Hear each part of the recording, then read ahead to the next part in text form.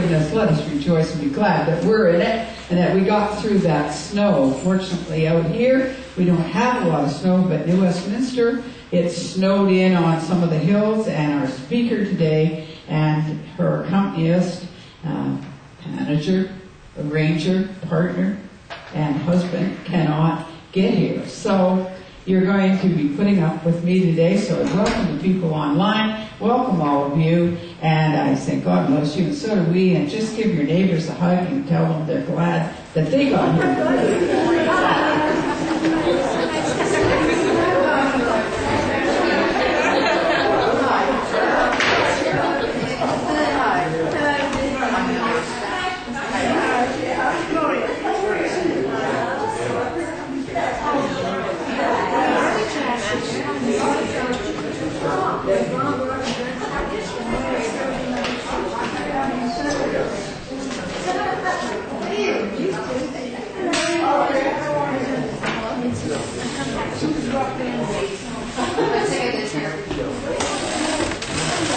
Just join me in prayer for a moment.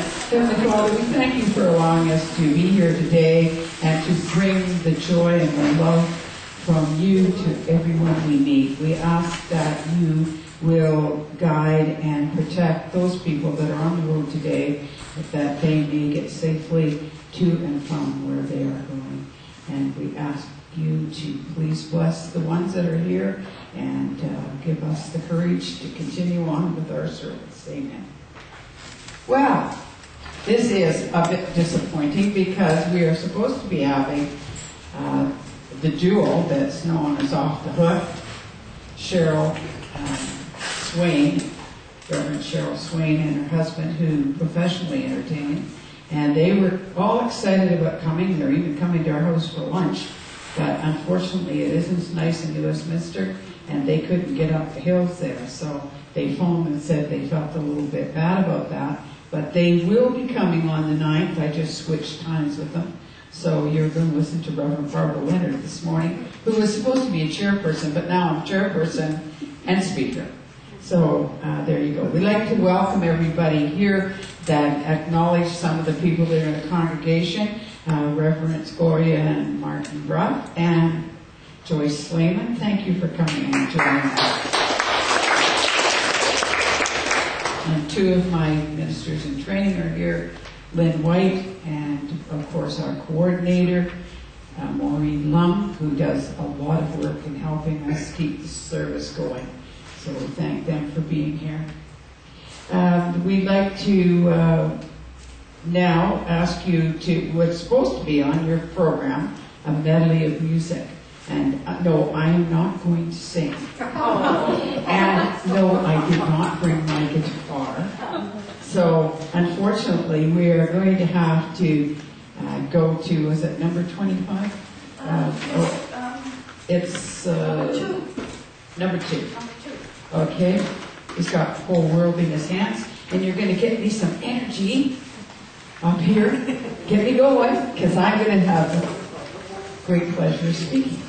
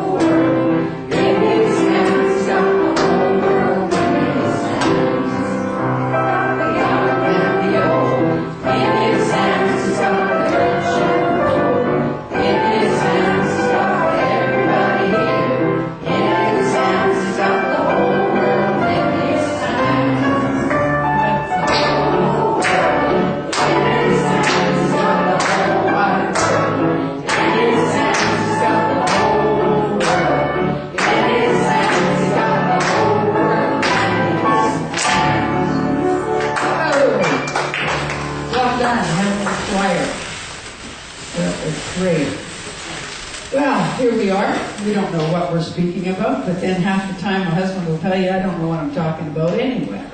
So we'll just go from there. I think because of the way things have gone, that plans kind of go awry, and you just kind of have to go with the flow and do whatever is going on. And I think that's what I'm going to talk about.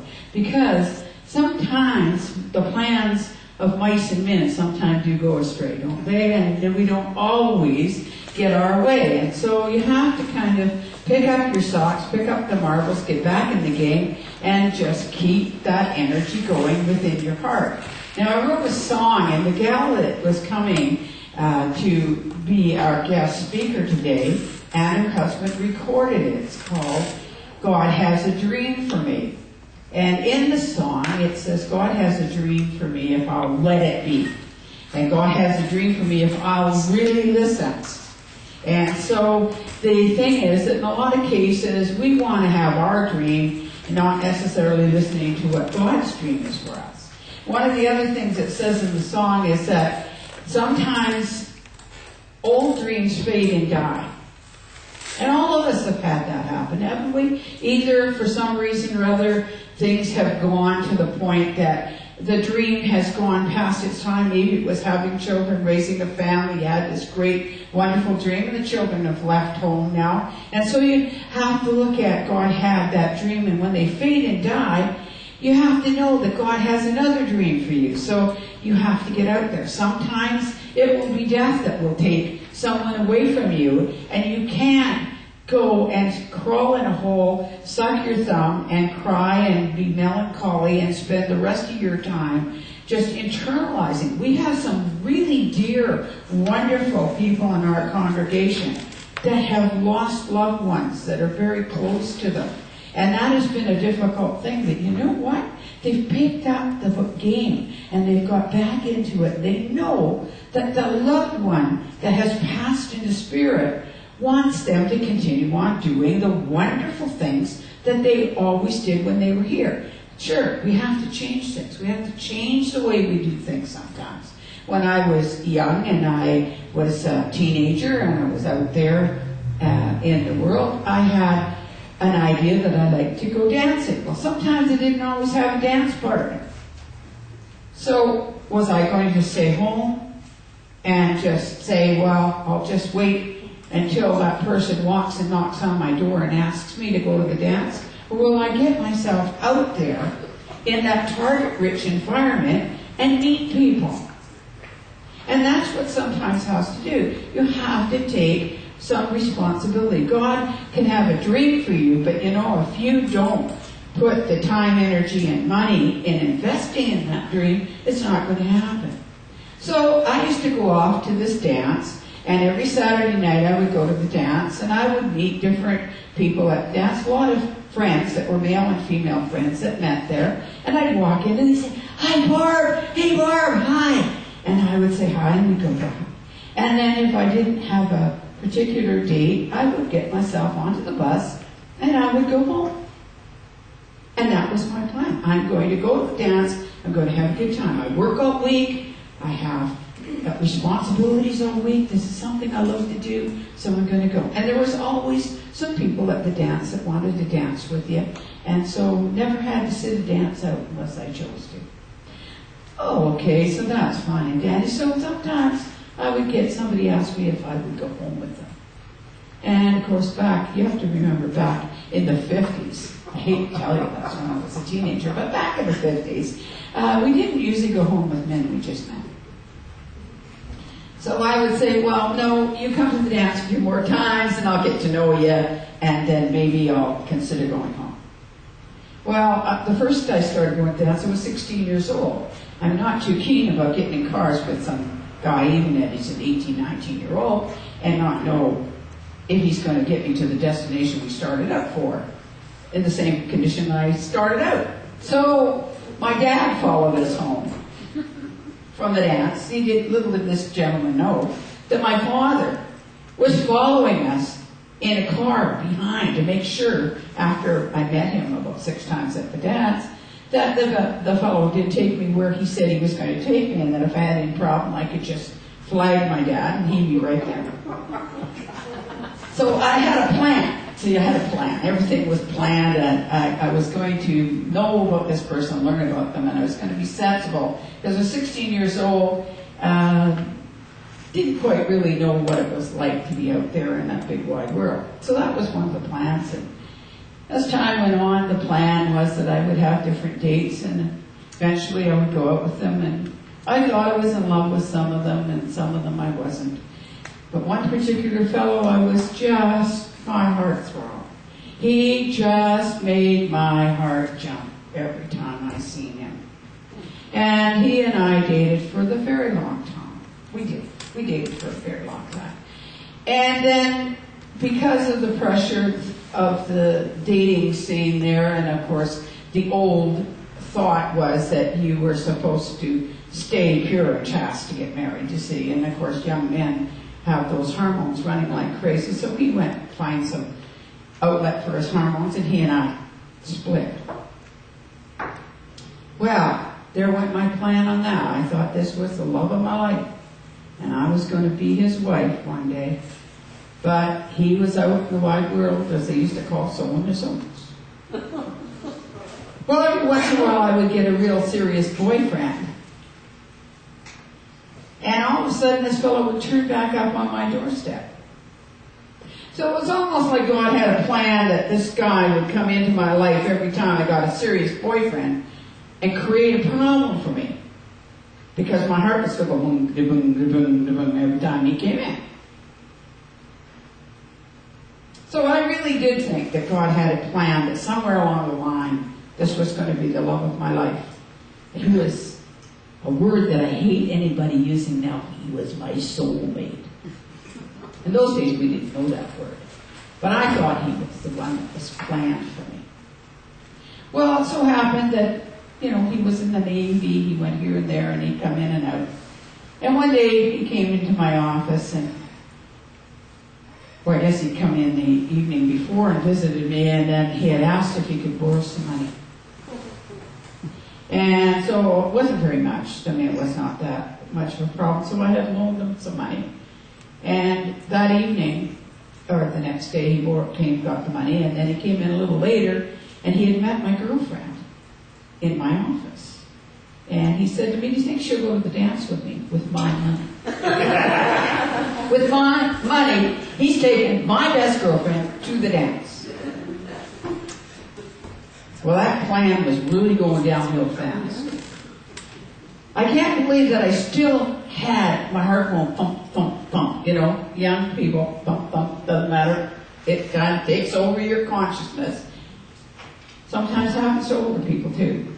It's not just for the young. But, however, as time went on, in and out of the life he came, and then one time he came into my office and he was telling me that he got engaged. And my heart was breaking. My heart was falling apart. But being a very strong Scorpio, I could smile. I said, "That's nice, David. I'm so glad that you're going to be happy." And my heart was breaking inside. So he says to me, "Are you still going to the dance every Saturday night?" I said, "Yeah." He said, "Well, I'd like to bring her up and meet you on tonight at the dance so you can meet her." Hello, do I really want to meet him? I mean, really? But however, I smiled and said, "Well, that'd be nice, David."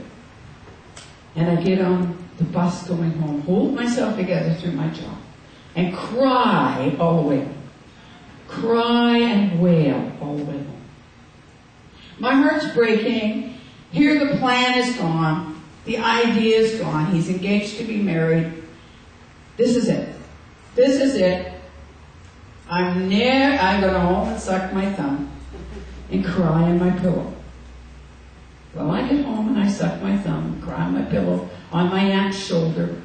And my aunt says to me, "You get in that bathroom, you wash your face, you get yourself cleaned up, you come out here, eat your supper, have your tea, get on that bus, and you go to that dance, and don't you dare show him that you're upset."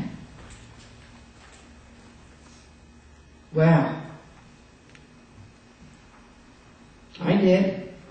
I got to the dance, and all my friends, hi Barb, hi Barb, and I'm high back. Now the peripheral vision, I can see the fellow in the naval uniform with his girlfriend, and I head for the bathroom to throw some more cold water on my face. I don't know if I can make it through the dance. I'm going to get it through the dance. And I get out to the dance floor, dance with a couple of friends of mine, then this love of my life in his naval uniform comes up and dances with me and tells me, you know, I think maybe my grandmother was right. You're the best girl I've ever had. Uh-oh, here we go again. Roller coaster ride. Let's go down the slope, slippery slope. This is the plan. I'm thinking, he's engaged to somebody and he's telling me what is going on here. And way off in the distance, I see another fellow in a Navy uniform leaning against the stage like this, just watching me dance. So I think I'll get distracted from this conversation. I said, David, there's a fellow over there in a Navy uniform.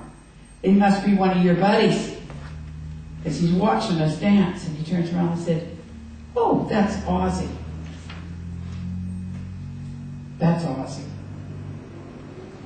I said, well, let's go meet Ozzy, with a big smile on my face. But my heart's still breaking. So we go over and we meet Ozzy. And by this time, the girl is a little disgusted, and she's run out the door, and out goes David after her, without even introducing me to Ozzy, to who I was. So God had a bigger plan, didn't he? Because there's Ozzy standing there, 54 years almost of marriage. And he had a bigger plan for me than what I knew. So I'm talking to Ozzy, and Ozzy said to me, you know, if I knew how to polka, I'd take you out for dance.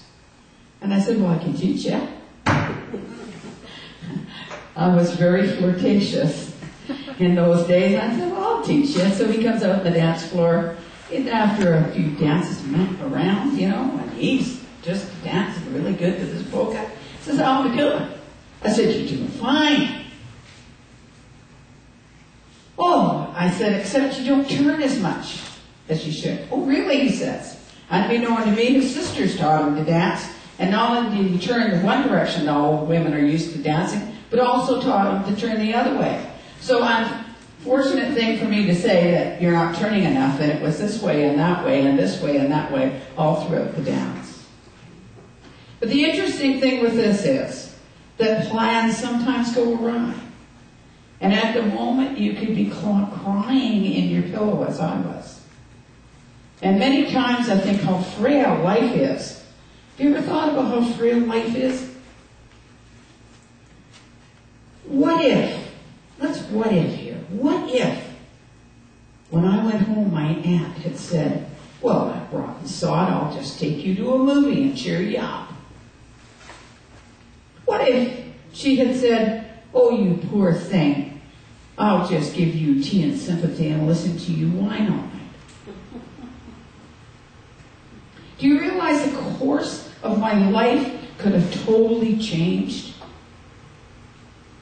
I might have still been a spinstress.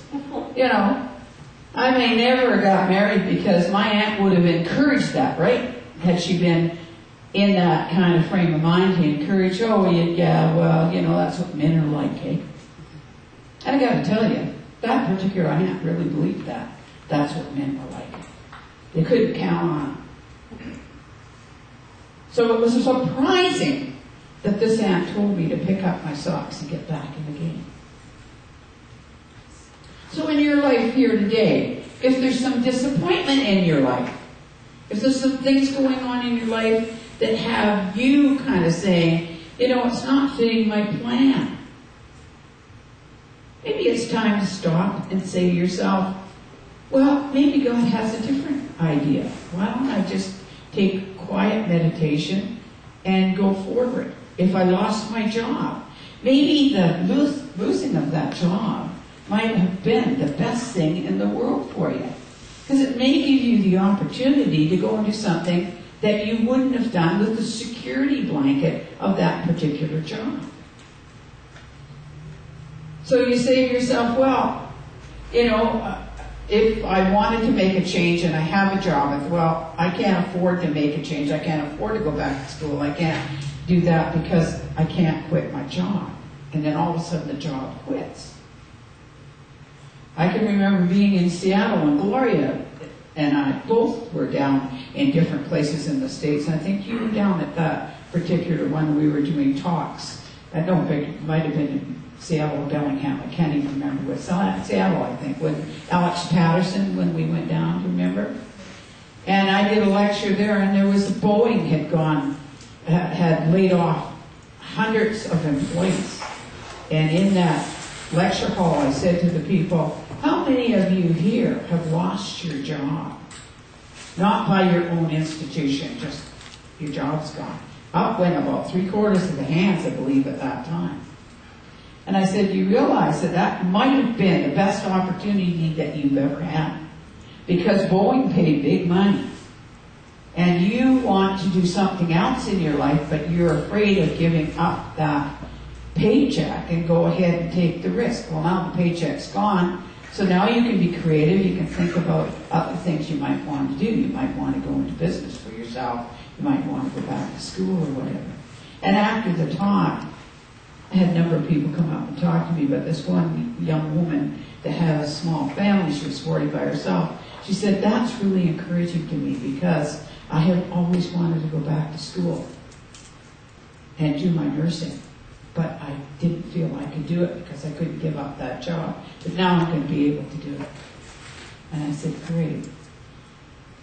So when the plans go astray, when something happens in your life that's not exactly to your liking, are you prepared to stop and be quiet for a moment and listen to what God might have as a new dream for you? The other thing, too, to remember, that if God gives you a dream, it is never, ever too big for you. How many times have people had a passion to be a singer or a passion to go out and explore their abilities in the art world, whether it be acting or whether it be basically artistic work like painting or sculpting? And how many times have they said, I may not be good enough. I may not be good enough. Well, you know, I think God's better judge of what you're good enough for. He gave you a talent, gave you an ability. I think He wouldn't be giving you that unless you can acquire it. The biggest thing, though, again, you have to invest time, energy, and money in whatever your dream is, and you have to get outside of your comfort zone. You have to be willing to step outside the comfort zone. I think Gloria will agree to this. Gloria and I both have a little bit of a thing that we like to have our own things around us. And although we look like very self-assured people, sometimes when we're asked to come and do something and we have to go a long distance to do it, a little bit of knot gets up in our stomach sometimes. But we have to be willing to get out of the comfort zone, have that knot in the stomach, and take the risk. Because if that knot in the stomach made us step back into the comfort zone, we never get to do the dream and achieve what God has for us. So I'm asking you today, have a dream. Invest in that dream. And know that if it's good enough for God, it's certainly good enough for you. Thank you.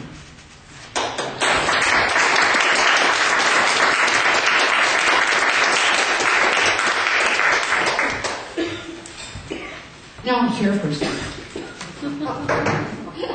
And as a chairperson, I'd like to tell you, of course, as all spiritualist churches, we are first and foremost a healing ministry. And we'd like to let you know that there is a bowl at the back that you can put names of people in there that you would like prayers for. Our healing people that we're working in and facilitating will do healing prayers every day, concentrating on that bowl. God knows who's in that bowl. We only need the first name, and put it in there, and we will do prayers for them.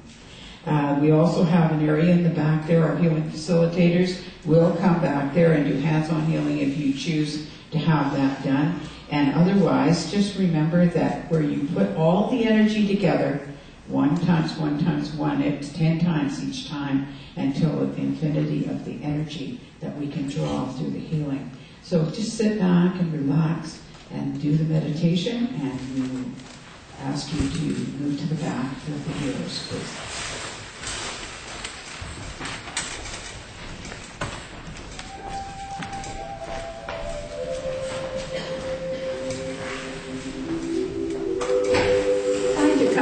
Position and take your thoughts inward and upward to a little spot in the universe where God resides and healing begins.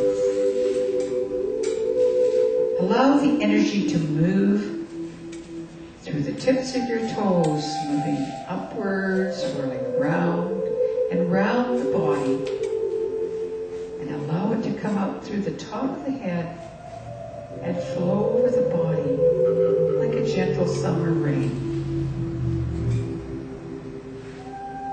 As you breathe in again, feel the energy bringing alive all the cells in the body that work together with all of the organs. And allow those organs to be like a wonderful symphony concert orchestra that play their instruments independently, but they play with such harmony and such rhythm that they are working for the whole beauty of the piece they are playing. And as you breathe the energy in and revitalize all of the energies in the body, in the cells, in the organs, know that you are doing that to bring healing to the whole. And as the energy comes in again through the tips of the toes, allow it to expand into the mind.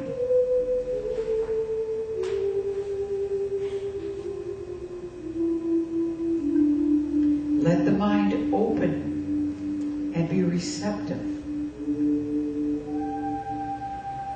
Let the mind be positive and be healthy, so that it may touch the dreams, the ideas that God has to make you all that you can be. Allow those dreams, those thoughts, those energies to come through the mind to healthy growth, so that they will grow and produce the dream that God has for you.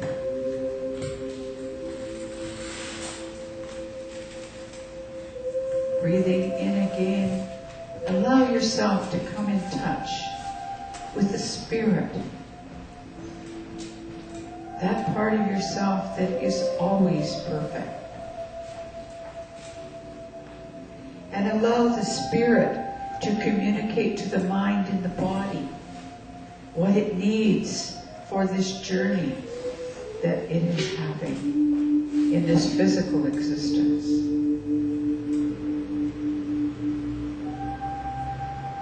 And as you have healed your own self, body, mind, and spirit, be like a pebble in a great pond of energy, and allow your energy to move forward and ripple outward, and let it touch each member in the room.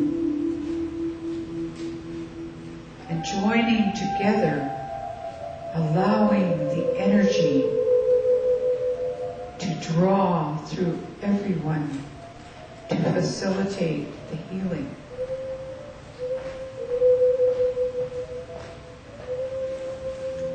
Taking a deep breath now, think about outside of this room into the community of your family, the community around you, of your teachers and your leaders. And And allow that energy to ripple out and touch all of them, so that they too may experience the wonderful healing, the wonderful peace.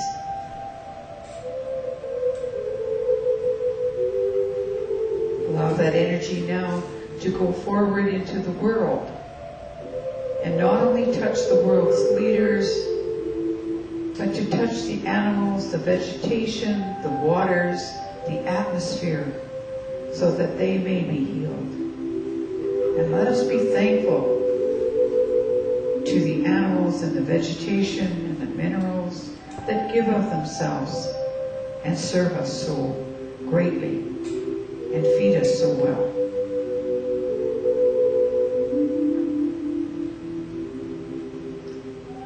Allow us now to reach out into the universe, into other parts of the universe that we are not familiar with, for many mansions in God's world that we are not aware of every room and every mansion.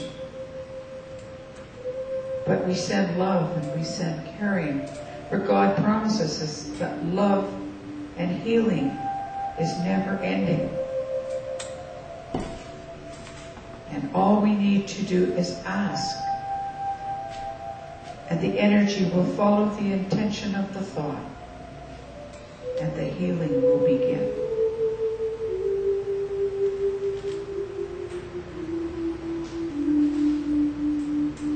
Now, as we circle back to the seat of the soul, take a few moments just to sit quietly before you come back to your everyday workaday world, to enjoy the tranquility and the peace of the healing area of your garden, the inner garden of healing.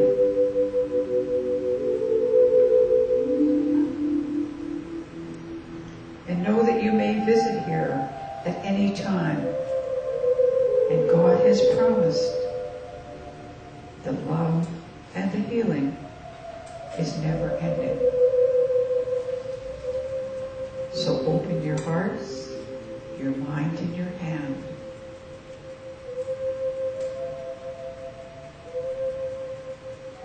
God bless you, and He sends His angels to keep after you.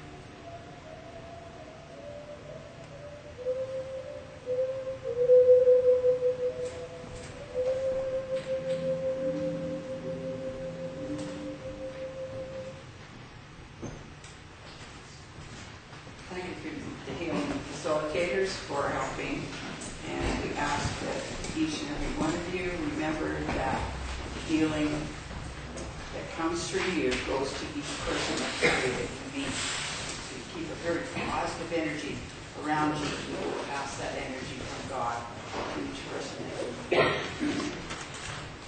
I also did this introducing Celia Collins. Thank goodness for Celia and her ministry of music, because we've had a couple of changes in our plans, another one of the mice and men thing, and Celia sort of kindly fills in as well as does her own portion of the music for our church here. So we are so thankful that we have you, Celia, to call on. It's wonderful. We also like to do our announcements now, and for some of the people that have been waiting to hear about when we're going to have the big spring bazaar. It is the 17th of May.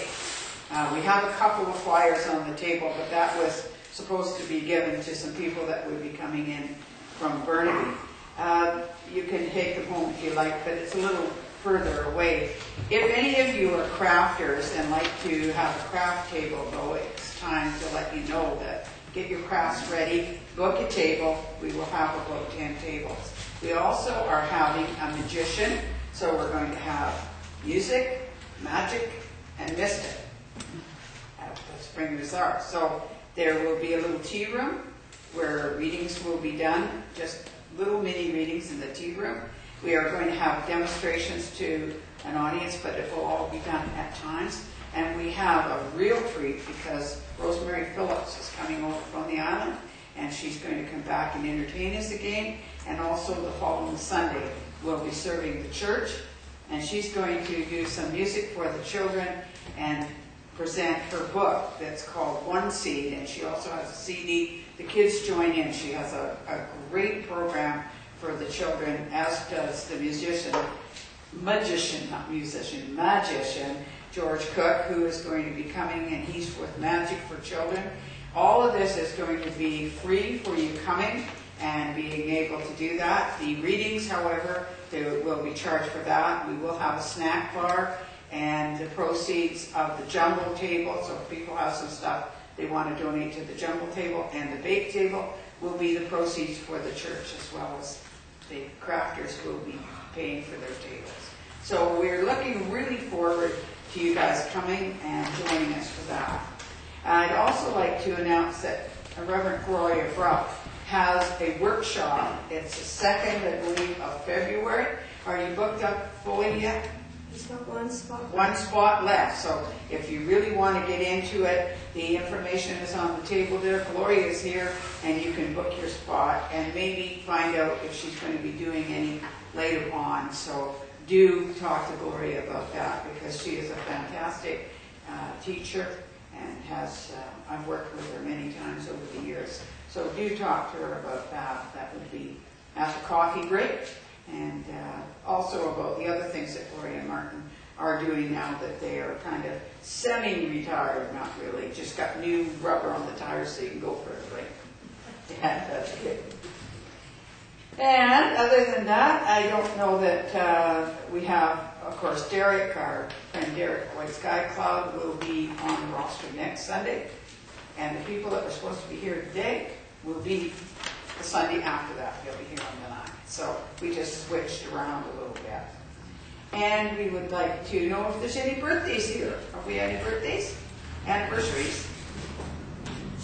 Wow. No. I guess not. So we aren't even going to sing happy birthday. I'm sure there's somebody out there, so we'll say happy birthday to you people online. And we will sing to you next week. And we will also ask now for you participating in the offering. Offering song is on page 21. If you will stand and join us in the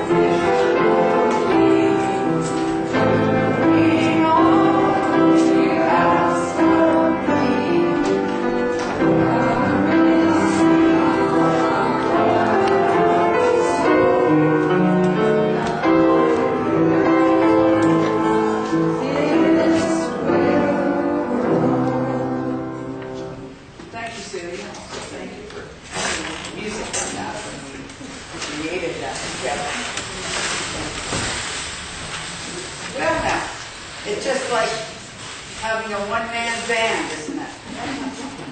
We got a one-man band here today, so I'm going to do some connection, hopefully, from spirit for some of you there. And if I'm not coming with it right away, it's because the energy isn't there, and that maybe they're all gone for a coffee break. I don't know. Sometimes that happens. And I don't know who I'm going to or what's going on, but eventually it will happen. So I want to come to the young girl, the second one over this right there. Yeah, hi. One of the things that I am getting very strongly with you right now is a lot of almost like a gold ball above your head, coming into your aura, which would give me the feeling that there are dreams there that are just waiting for you to kind of pick those golden plums off the tree. Do you understand? Yeah. And you have them in your heart already, is what I'm being told. They're in your heart. You know what it is that God has dreamed for you.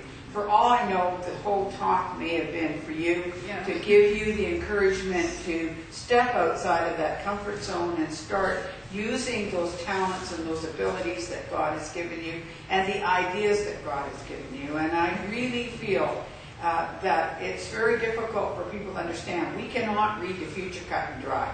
We can be given the information. You have the choice to whether you pick up that golden plum that's being offered to you from the tree of life. Thank you. Yeah. And definitely, it's not too big for you. You wouldn't be getting the idea. Okay? The only time it becomes too hard for us is when we make it difficult. It's really quite simple. So try to have a little bit of faith and step forward. Also, I want communication a little bit more. Do you understand that? As if you need, like for instance, I sold real estate for 27 years. Why would you walk into a real estate company and ask for me if you didn't see my name somewhere? So you need to get your information out there of what you're wanting to do so that the angels from both sides can help you. Okay? So don't be shy about telling people what your dream is and sharing that dream.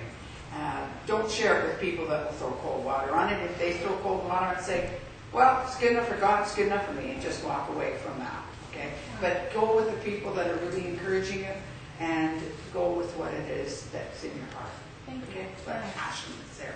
And I'll tell you, we've got a whole row of people right here in the front row that have followed their dream, followed their passion, and all been successful. Okay? Yeah. And so this is exactly what you need to do. God has for you. It's just for you. So you do the job. Okay? Thank you. God bless. I'd like to come to the lady right behind Celia here. I should know your name. Yeah. I have a really nice, and I'm saying nice lady. This was a lady that when she was in the physical world, people said she's such a nice lady. And I feel that there is a great connection with you, with this lady. Her personality, maybe even your looks are very much as hers. A very pleasant vibration that's around her, and I do feel like on a mothering link. So whether it's mother or it's grandmother, I don't really know, but very loving person as far as being close to you, wanting to see things come well for you.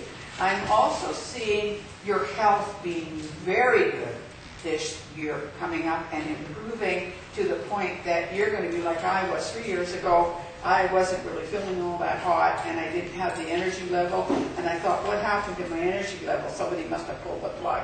And all of a sudden, it's all come back. So I feel that energy level is going to be up there for you. And Mother, or if that's who it is saying, most definitely just have the faith that that was like a cocoon, a time to kind of rest and get revitalized, and now your wings are there. So come out. Go with that. Okay? God bless you. Okay, I'd like to come to the lady that's right in front of do you want to just touch her on the shoulder, Deanne? Just, yeah. Hi. Hi. I'm getting almost burning in my eyes as I come in to where you are and the energy that's there. And almost feel that there had been a lot of tears that had gone on. Do you understand that? And they're saying that the tears help wash away the emotion that is the negative emotion, but it is time also that to go through the pain to the other side of it and look at the other side and see the possibilities and all those wonderful things that are going to be there. We can't deny or curse the garden we grew in. Do you understand what I'm saying?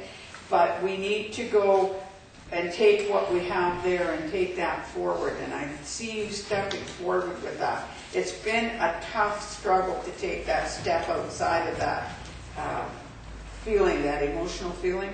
But just keep stepping outside of that zone and you're going to find it's working well for you. There also was a young man in spirit. Would you recognize a young man? Was probably, I'm seeing 18, 19 years old, and I feel that he was on a bicycle or a motorcycle, and he lost his leg 1, 2, 3, just like that. And going back with you for that, and I don't know whether he was a friend of yours when you were younger or what. The more important thing is the message that he's bringing through. He's saying that his name was maybe Richard or Glenn. Do you understand that? Okay. So anyway, he's saying that he comes around you often when you're feeling down and tries to pump you up, because he said, really, this is a beautiful place that he's in. Everybody goes to this beautiful place. And so we need to link with that, with the joy of that, and go forward through life and know that this is just a practice ground for us being able to have that wonderful joy that happens when we step across. Okay?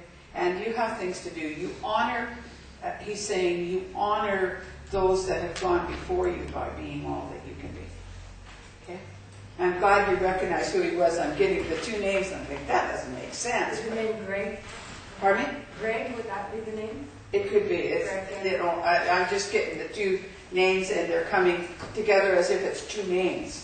Like it's first and last, or he has the first and second name, or whatever that's coming in like that. And so the sound, again, they come in so fast, it's difficult sometimes, especially for me. I mean, some people are really click right onto names, but for me, sometimes it comes so fast, but I don't get it. Okay, great. Thank you. God bless. Joe, Yes. I am getting a tremendous amount of energy around you right now that you're starting to reach out, okay? And I would have to be truthful because I was talking a little bit to Amber just before, and it seems like you're starting to reach out with your inner self to open up towards people again. Mm-hmm. For a while it's been shut off, and so I'd like to see that is there. And from just as it came in there, this is what they're saying. You're finally starting to take a gamble again with your feelings. And the real truth is that I've just been reading a book, and this gentleman is going to be coming here to speak. His name's Paul Elder, and he's written a book, Eyes of an Angel.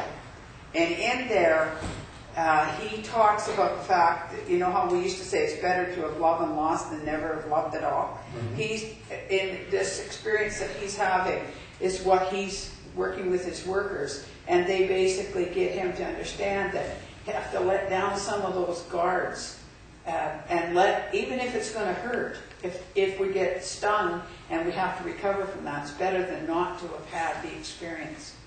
So this is what I'm getting for you there. Okay. And so it's good that you're kind of opening that back up now and starting to share. And don't be afraid to share what you're feeling. Yeah, the fear of rejection sometimes is really keeping us from doing all the things that we could be doing. And so don't fear rejection. It's better to, when you're 110 in the rocking chair, to say, oh, I'm glad I tried that, even if it failed, than to say, oh, I wish I should have, could have, would have. Okay, that's what I'm getting. So don't be afraid to try the things. Okay, good. Thank you. Great, thank you. God bless. And Margaret. Yes. Can you hear me okay? Yes, I can. Okay. I'm getting a tremendous amount of energy around you right now where I feel as if you also are starting to come out of kind of a quiet time or a time when you haven't really been as involved as you would have liked. Do you understand that? I'm also having, and so, as I say, I don't always get names, but I do get conditions. And somebody who passed into spirit had a great deal of difficulty, whether they had a stroke or something that was a lot of pressure on the head. Well, I can't think of it. Okay. And I would feel that this is a man. Okay. That's what I'm getting. I'm also getting... Yes, I do. Okay. Once you identify him, I don't have to go any further. And what he's saying is he wants you to really take good care of yourself. Don't be so concerned about a lot of other people. Take good care of yourself, and then you're in good shape to share with everybody else. And also, this is more on an emotional area too that I'm saying. Make sure that you're getting the emotional food. That, you know, a lot of us are givers, and we'll give, but when it comes, we are not graceful receivers, and you That's can't right. keep giving from an empty teapot, he's saying. So, I know, so. yeah, so be graceful in the receiving, because when somebody gives to you, you say thank you very much, it gives them the pleasure, but you also have something inside yourself to give to the next person that may need it. It's not always going to come from the same people. But this gentleman wanted to come through with that. He's got a little bit of I don't know if it, again, it's a condition where there's a little bit of emotion coming through with him. Can you give me the initials? Do you know his initials? No, I'm not getting anything of that, but I'm getting, like, I got a lot, almost like I had a band tightening around my head, real tight, and he, you know, he stroke or something in the brain. Well, this man passed away about 8 months ago. Yeah, and it may be, too, that he's probably communicating for the first time, and that might be a little bit of difficulty for him. But I'm getting a lot of emotion around him, and that might be because it is the first time he's made a link. Yes. And are you close to a family member that he was... Yes. Okay, would you please tell that family member that he's okay, that he's made the transition, that there's not really a problem, they don't need to worry. He's not got that headache now. He's not got that pain anymore. Okay.